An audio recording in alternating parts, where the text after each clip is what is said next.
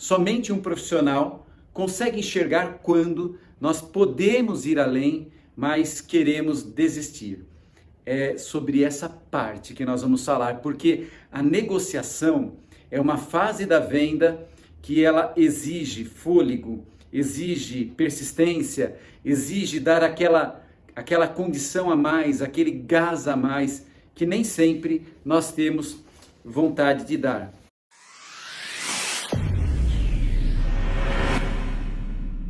Olá pessoal, bom dia! Vamos começar o nosso treinamento diário de vendas? Nós estamos falando aqui sobre a negociação. De novo, claro, a negociação tem muita coisa a ser aprendida, a ser refletida, a ser corrigida.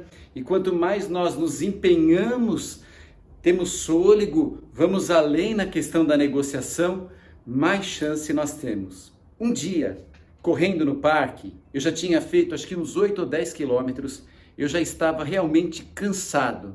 Passou na direção contrária um outro corredor, um corredor profissional. E aí ele falou para mim, você consegue mais um pouco, continua.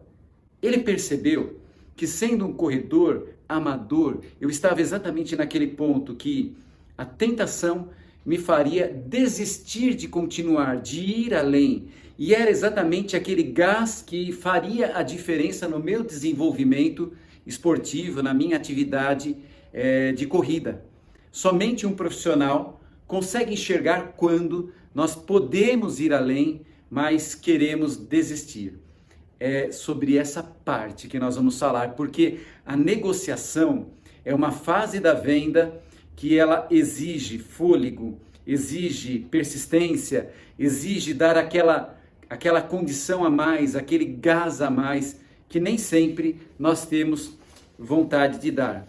Bom, às vezes, durante a negociação, nós chegamos numa conversa difícil com o cliente. E quando chega numa conversa difícil que gera desconfortos, tanto para o profissional de vendas como para o cliente, é muito comum que o vendedor desista. Mas olha só, você chegou tão longe, você conseguiu fazer tantas coisas, agora vai desistir? Você já chegou nos 8 quilômetros, faltam só 2 para os 10, falta só um pouquinho, vamos lá. Então, chega uma hora na negociação que às vezes nós precisamos olhar a negociação de uma outra forma. E uma sugestão que nós temos é dividir esse olhar em 4 partes bem específicas. Vamos lá? Primeira coisa para a gente poder fazer isso é respirar fundo. Fazer assim, ó. Vamos lá. Primeira parte, observação. O que realmente nós estamos fazendo com aquele cliente? Nós estamos conversando com ele. O que fez com que ele nos desse essa oportunidade? Porque eu também me empenhei tanto para abraçar aquela oportunidade. A observação é quando nós olhamos os fatos. Segundo, sentimento. Como que nós nos sentimos com relação a tudo o que está acontecendo? Porque os sentimentos nossos e também do cliente são levados para a mesa de negociação. E de repente, será que os meus sentimentos, as minhas preocupações, também as preocupações do cliente, outros assuntos, não confundiram tudo? O que é o sentimento que pode estar interferindo numa boa negociação? A minha pressa de fechar aquela venda para bater uma meta dentro de um tempo que o cliente não tem nada a ver com isso? Pode ser. Eu preciso pagar uma conta, eu preciso comprar algo e é a comissão daquela venda que vai concluir esse objetivo e com isso eu estou colocando a carroça na frente dos bois. Então, quais são os sentimentos que podem estar confundindo aquela relação? Depois, necessidades. O que realmente está faltando? O que realmente está causando aquele problema?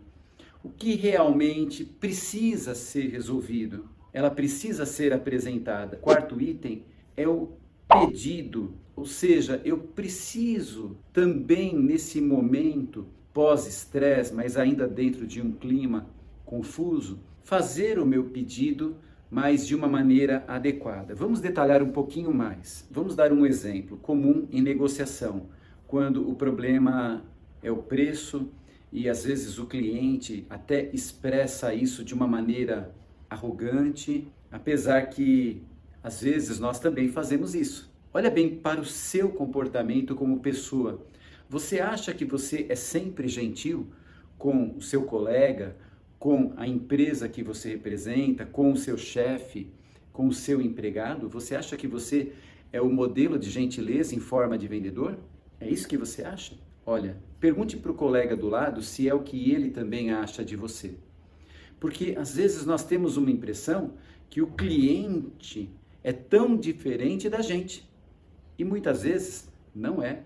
Muitas vezes o cliente se comporta de uma maneira semelhante a como nós nos comportamos como cliente. É uma hora que a pessoa se sente com o poder na mão, a caneta na mão. Eu decido, olha, se você fizer isso, eu faço isso. É a hora que ele se sente o Todo-Poderoso.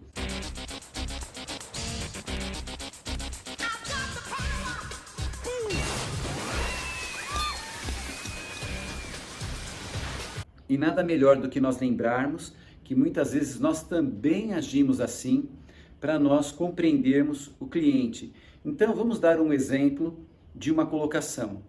O cliente diz assim: isso é um absurdo. O que é um absurdo? Um produto desse custa tanto. É um exemplo, tá? Você, vendedor, está tentando me levar na conversa.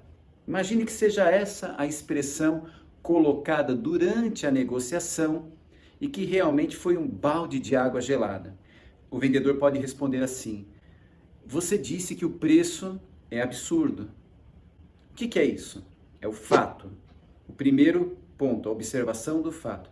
Você disse que o preço é absurdo. Você disse que uma geladeira custar 15 mil reais é um absurdo. O sentimento, sinto como se você estivesse achando que eu quero me aproveitar do seu interesse no nosso produto.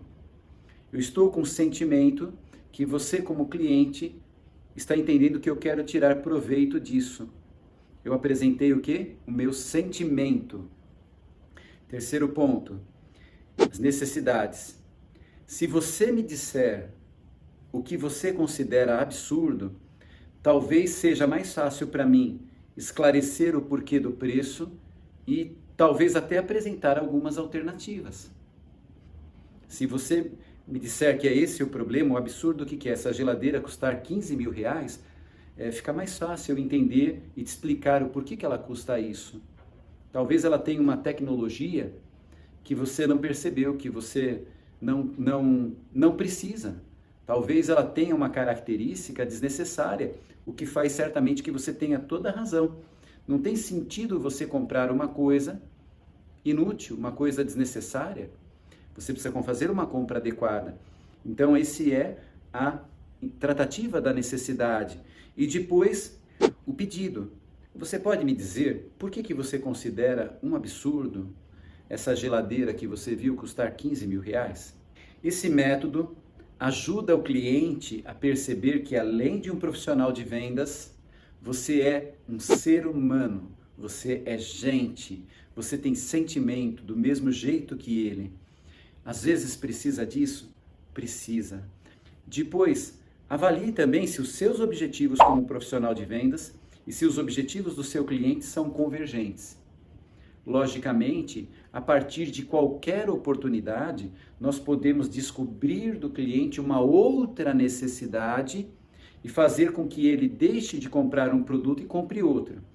Mas se o foco é resolver uma situação específica, pode ser que a gente perceba o seguinte: não, eu não tenho como atender. Antes de você apresentar uma resposta, que muitas vezes na ansiedade é o que a gente nem termina de ouvir bem o que o cliente fala e já temos a resposta na ponta da língua, é importante que a gente preste atenção no que realmente foi falado pelo cliente, o que ele falou, o que eu anotei.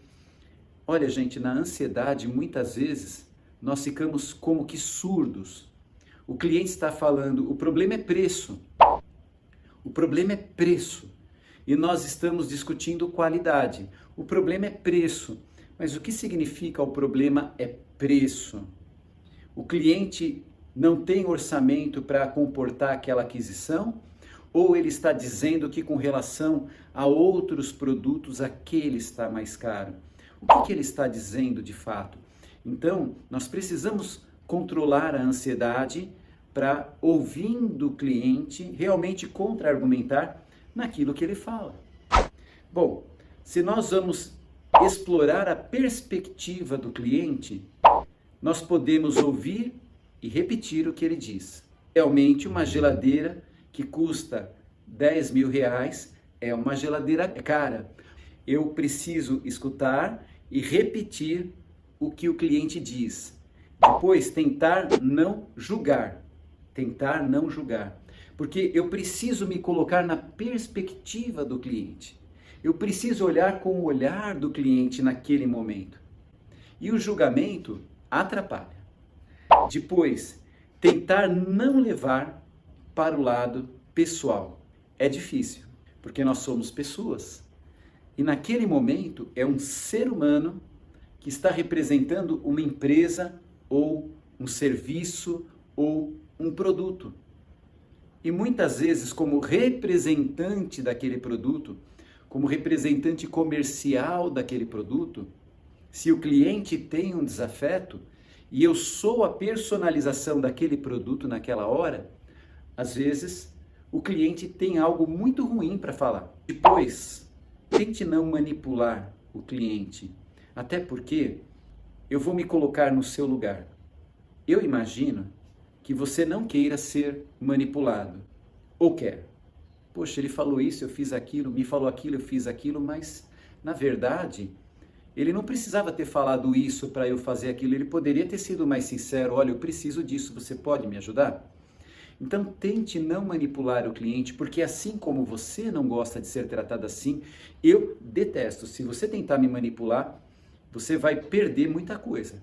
Muita coisa. Você vai receber um sonoro não. Se você for direto ao assunto comigo, você tem muito mais chance de conquistar o que você quer. Depois, apresente soluções para o que o cliente quer. Foca nisso. O que o cliente realmente quer? Então, apresente soluções. O cliente quer uma geladeira com um freezer grande? Quais são as geladeiras que tem freezer grande? Tem uma geladeira de freezer grande que não vende muito, mas talvez aquela geladeira seja a solução para esse cliente.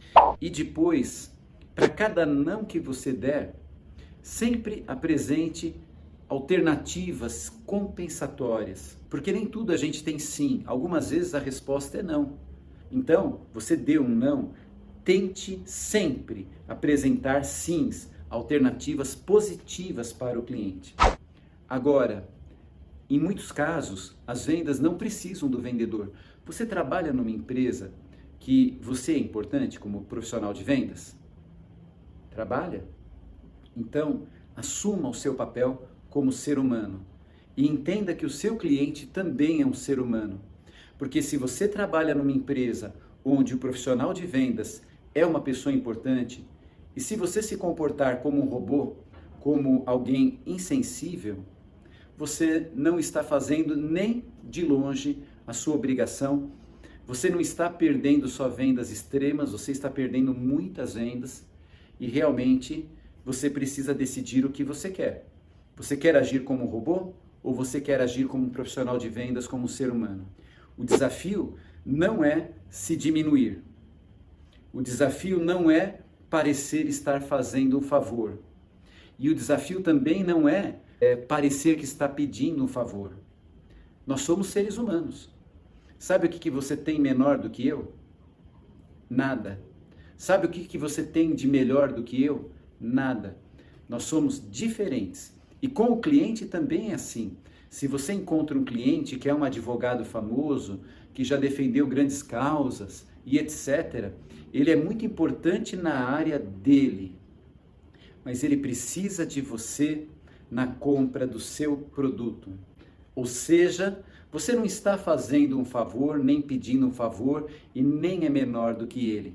Lembre-se que você é uma pessoa um ser humano, alguém com muita capacidade, com muito valor, com muita importância. Bom, se você lembrar disso hoje, tenho certeza que muitas coisas boas vão acontecer. E se você lembrar que o seu cliente também é assim, nossa, não tenho nem o que falar, suas vendas vão arrebentar. Ah, e hoje cabe um plus, porque afinal de contas nós somos pessoas.